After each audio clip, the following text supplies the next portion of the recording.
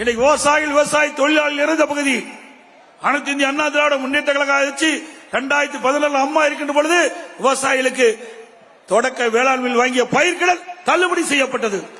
2021 அம்மாவுடைய அரசு விவசாயிகள் வாங்கிய பயிர்கடன் தொடக்க வேளாண் வங்கியில 12,110 கோடி தள்ளுபடி. சொன்னோம், செஞ்சோம்.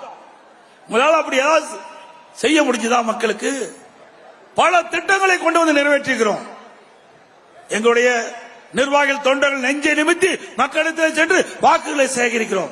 நாங்கள் இந்த ஊருக்கு என்ன செஞ்சோம்? இந்த ஊருக்கு மருத்துவமனை கொண்டாந்துருக்கோம், மருத்துவக் கல்லூரி கொண்டாந்துருக்கோம், சாலை போட்டிருக்கோம், பாலம் கட்டிருக்கோம், தடுப்பணை கட்டிருக்கிறோம். அப்படின்னு ஒவ்வொன்றாக சொல்லி வாக்குகளை சேகரிக்கிறோம். நீங்க என்ன சொல்றீங்க? கொள்ளையடிச்சிருக்குன்னு போய் சொல்ல முடியுமா? போதைப் பொருள் கடத்திட்டு இருக்கேன்னு சொல்ல முடியுமா? இப்படித்தானே சொல்லி ஓட்டு கேட்டு ஆகணும். அப்படிப்பட்ட நிலைமை தானே திமுகவுக்கு இருக்குது. ஆக அண்ணா திமுகவுக்கு இந்த வேறுபாடு. ஆகவே அனைத்து இந்திய அண்ணா திராவிட முன்னேற்ற கழகத்தை பொறுத்த வரைக்கும் இன்றைக்கு மக்களிடத்திலே செல்வாக்குள்ள கட்சி என்பதை இந்த தேர்தல் மூலமாக நாம் நிரூபித்து காட்ட வேண்டும். அதோட இன்னைக்கு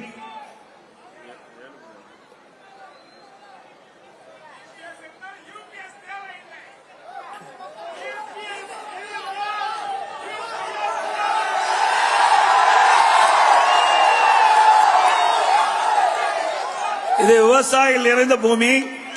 வறட்சியால் பாதிக்கப்பட்ட விவசாயிகளுக்கு அவர்களுக்கு நிவாரணம் உதவி வழங்கிய ஒரே அரசாங்கம் அதிமுக அரசு. அதோட விவசாயிகள் இன்னைக்கு மக்காச்சோள பயிர் போயிட்டு இருக்காங்க. நான் ஒரு விவசாயி. நான் ஆட்சியில் இருக்கும்போது இந்த மக்காச்சோளம் அமெரிக்கன் படைப்புழுவால் கடுமையா பாதிக்கப்பட்டது. அந்த பாதிக்கப்பட்ட விவசாயிகளுக்கு 186 கோடி கொடுத்து நாங்க நிவாரணம் கொடுத்தோம். அடுத்த ஆண்டு அமெரிக்கன் படைப்புழு விழுந்து விவசாயிகள் அந்த மத்தியில பெரிய அச்சம். 48 கோடி அரசாங்கமே செலவழித்து பூச்சிக்கொல்லி மருந்து அடிச்சு அந்த அமெரிக்கன் படைப்புழுவிலிருந்து அந்த பயிரை காப்பாற்றிய அரசாங்கம் அதிமுக அரசாங்கம். அதோட திமுக ஆட்சியில சொன்னாங்க, ஆட்சிக்கு வந்தா நெல்லுக்கு 2,500 ரூபாய் குவிண்டால் கொடுக்கறாங்க, கொடுக்கல. கரும்புக்கு ஒரு மெட்ரிக் டன் 4,000 ரூபாய் கொடுப்பாங்க ஆதார விலை, கொடுக்கல. விவசாயிகளை ஏமாற்றிட்டாங்க. விவசாயிகளுக்கு மும்முனை மின்சாரம் 24 மணி நேரமும் விவசாயிகள் பம்பு செட்டை இயக்கலாம். மும்முனை மின்சாரம் கொடுத்ததும் அதிமுக ஆட்சி. அதுபோல விவசாய தொழிலாளிகளுக்கு பசுமாடுகள், ஆடுகள், கோழிகள் எல்லாம் கொடுத்தது அதிமுக ஆட்சி. ஏழை எளியோரை வாழ வைத்த ஆட்சி அதிமுக ஆட்சி. அதை தடுத்து ரத்து செய்த கொடுங்கோல் ஆட்சி திமுக ஆட்சி. அதோட இன்றைக்கு நம்முடைய அரியலூர் மாவட்டம் கிராமம் நிறைந்த மாவட்டம். இன்னைக்கு நம்முடைய ஏழை எளிய மக்கள், விவசாயிகள், விவசாய தொழிலாளிகள், சாதாரண குடும்பத்தில் இருக்கிற ஏழைகள், அவருடைய குழந்தைகள் மருத்துவராக வேண்டும், பல் மருத்துவராக வேண்டும். அவருடைய எண்ணமெல்லாம் நிறைவேண்டும் என்பதற்காக எதிர்க்கட்சி கோரிக்கை வைக்கல, மக்கள் கோரிக்கை வைக்கல. 2017-18 நான் முதலமைச்சர் இருந்த பொழுது நீட் தேர்வில் 9 பேர் தான் இந்த தேர்வானாங்க. அரசு பள்ளியை படித்த மாணவர்கள் 41%, 3,80,000 பேர் அரசு பள்ளியில படிச்சிட்டு இருக்காங்க. அது என்ன ஆக கிட்டத்தட்ட 3,145 இடம் மருத்துவக் கல்லூரி சேர்வதற்கு இடம் இருக்குது. ஆனா 9 பேருக்கு தான் கிடைச்சது அரசு பள்ளியை படித்த மாணவர்கள். அதனால அரசு பள்ளியை படிக்கிற மாணவ செல்வங்கள் மருத்துவராக வேண்டும், பல் மருத்துவராக வேண்டும் என்பதற்காக 7.5% உள் இடஒதுக்கீடை கொண்டு வந்து சட்டம் இயற்றப்பட்டு அமல்படுத்தப்பட்டு நடைமுறைப்படுத்தணும். இந்த 4 ஆண்டுகளை இந்த இடஒதுக்கீட்டின் மூலமாக 2,160 பேர் ஏழை எளிய குடும்பத்தில் பிறந்த மாணவ மாணவி, அரசு பள்ளி படித்த மாணவ மாணவி இன்னைக்கு MBBS மருத்துவக் கல்வி படிக்கிறாங்க. இன்னைக்கு பல் மருத்துவக் கல்வி படிச்சிட்டு இருக்காங்க. இதுதான் அதிமுக சாதனை. ஏழை குடும்பத்தை சேர்ந்தவர்களும் இன்றைக்கு உயர்ந்த நிலையில் வருவதற்கு அதிமுக ஆட்சிதான் ஒரு சிறந்த ஆட்சி என்பதை எங்களுடைய ஆட்சி காலத்திலே நிரூபித்து காட்டிக் கொண்டிருக்கின்றோம். அதுபோல நகைக்கடை நீங்க பாத்தீங்கன்னா திராவிட முன்னேற்ற கழகம் 2021 சொன்னாங்க, நீங்க எல்லாம் அண்ணா திமுக ஆட்சிக்கு வந்த உடனே இந்த ஏழை மக்கள் 5 சவரனுக்கு குறைவாக நகை வைத்திருக்கிறீர்கள், இன்றைக்கு கூட்டுறவு அமைப்பில் கொண்டு நகை வச்சு பணத்தை வாங்கி செலவு செய்யலாம் அப்படின்னு ஸ்டாலினும் சொன்னாரு, உதயநிதி ஸ்டாலினும் சொன்னாரு. திமுக தேர்தல் அறிக்கையில் வெளியிட்டாங்க. நம்முடைய தாய்மார்களும் நம்முடைய சகோதரிகளும் ஆஹா ஸ்டாலின் 10 ஆண்டுக்கு பிறகு ஆட்சிக்கு வருவாரு, உதயநிதி ஸ்டாலின் வேற சொல்லிட்டாரு அப்படின்னு நினைச்சு காதுல போட்டுக்க தோடு, கழுத்துல போட்டுக்க செயின்லாம் கொண்டு போய் கூட்டமைப்புல வச்சு பணத்தை வாங்கி செலவழிச்சிட்டார். உதயநிதி ஸ்டாலின் ஒரு தேர்தல் பிரச்சார கூட்டத்துக்கு போறார்.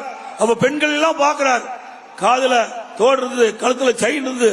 உடனே ஏங்க இன்னும் நீங்க போய் கூட்டமைப்புல இந்த தோட வச்சு பணத்தை வாங்கி ஜாலியா செலவு பண்ணலாம், கழுத்துல செயின் இருக்குது, உடனடியா போங்க தொடக்க வேளாண்மை கூட்டு வங்கியில நகையை வையுங்க, பணத்தை வாங்க, ஜாலியா செலவு பண்ண. ஆகா, திரு ஸ்டாலினுடைய மகனே சொல்லிவிட்டாரே அப்படின்ட்டு வேக வேகமா போய் நம்முடைய தாய்மார்கள் பெண்களின் கழுத்துல போட்டு செயின், காதுல போட்டு தோட்டை கொண்டு போய் கூட்டமைப்புல அதை வச்சு பணத்தை வாங்கி செலவழிச்சுட்டாங்க. ஆட்சிக்கு வந்த பிறகு தகுதியானவருக்கு தான் அந்த கடன் தள்ளுபடி, அந்த நகை பணம் தள்ளுபடிட்டார். 48 லட்சம் பேர் திமுக தலைவர் ஸ்டாலினை நம்பி, உதயநிதி ஸ்டாலின் நம்பி, திமுக தேர்தல் அறிக்கை நம்பி இன்றைக்கு தொடக்க வேளாண்மை கூட்டுறமைப்பிலே நகை வைத்து பணத்தை வாங்கி செலவு செஞ்சுட்டாங்க. இன்றைக்கு 13 லட்சம் பேருக்கு தான் தள்ளுபடி, 13 லட்சம் பேருக்கு தான் தள்ளுபடி. மீதி 35 லட்சம் பேர் தாங்கள் வாங்கிய பணத்தை வட்டியோட திருப்பி செலுத்த வேணும். எப்ப உன்னை யாரப்பா கேட்டா? யாராவது நகை கொண்டு போய் வச்சு பணத்தை பெற வேண்டும் யாராவது கேட்டோமா? திமுக தலைவர் ஸ்டாலினும் உதயநிதி ஸ்டாலினும் அவருடைய பேச்சை நம்பி தானே நான் கூட நகை வச்சு பணத்தை வாங்கி செலவழிச்சிட்டோம். இன்னைக்கு நடுத்தருக்கு வந்துட்டாங்க. அழகா தோடு போட்டிருந்தாங்க, அழகா செயின் போட்டிருந்தாங்க. ஆக ரெண்டும் இழந்து விட்டார்கள் இந்த ஆட்சியில. இதுதான் திமுக கொடுத்த பரிசு மக்களுக்கு. சிந்திச்சு பாருங்க. அண்ணா திமுக அப்படி அல்ல, கொடுக்கப்பட்ட வாக்குறுதியை நிறைவேற்றி மக்கள் மகிழ்ச்சியோடு வாழ வேண்டும் என்று ஆட்சி செய்த அரசாங்கம் அண்ணா திமுக அரசாங்கம், அண்ணா திமுக கட்சி என்பதை நேரத்தில் தெரிவித்து, இன்றைக்கு அண்ணா திமுக ஆட்சியில நிறைய திட்டங்களை நிறைவேற்றி தந்திருக்கிறோம். எங்க அரசு சிமெண்ட் ஆலை இருக்குது, அதை புதுப்பிக்கிறதுக்கு 850 கோடி கொடுத்தோம். 850 கோடியில அரியூர் சிமெண்ட் ஃபேக்டரி இன்றைக்கு அதை நாங்க புதிய ஆலையாக விரிவுபடுத்திருக்கிறோம். நான் ஏற்கனவே சொன்னேன், மருத்துவக் கல்லூரி மருத்துவமனை 400 கோடி, குன்னம் வட்டம் கொற்றை கிராமத்தில் மருதியாற்றின் குறுக்க 94 கோடியில இன்னைக்கு அணை கட்டி முடிச்சிருக்கிறோம். ஜெயங்கொண்டத்தில் புதிய அரசு கலைக்கல்லூரி திறந்திருக்கிறோம். ஆண்டிமடத்தில் புதிய தாலுகா அறிவிக்கப்பட்டு அலுவலகம் திறக்கப்பட்டிருக்குது. ஜெயங்கொண்டத்தில் 22 கோடியில புதிய நீதிமன்ற வளாகம் இன்றைக்கு நிறுவப்பட்டுள்ளது. குன்னம் தொகுதி பனங்கூர் சாலையில 3 கோடியில பாலம் கட்டி கொடுத்திருக்கணும். குன்னம் தொகுதி கொலகானந்தம் எஸ் குடிக்காடு குன்னம் சாலையில 2.5 கோடியில பாலம் கட்டியிருக்கிறோம். செய்திகளை உடனுக்குடனும் துல்லியமாகவும் தெரிந்து கொள்ள சப்ஸ்கிரைப் பண்ணுங்க.